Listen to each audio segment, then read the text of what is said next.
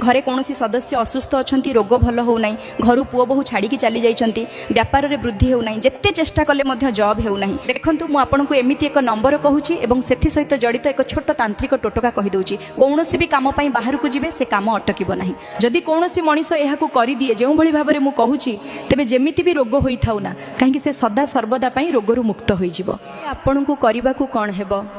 एही जो मनीषर पादर तलपा एवं एही जो लाल छेप अच्छी ना यह मनीष को पागल कर दिए किंबा ताकू संपूर्ण सुस्थ कर दिए किंबा तार सबू काम बनाई दिए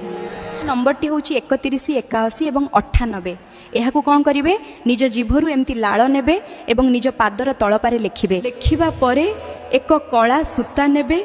सेथिरे मध्य जीभरू एमिति लाल लगाई देबे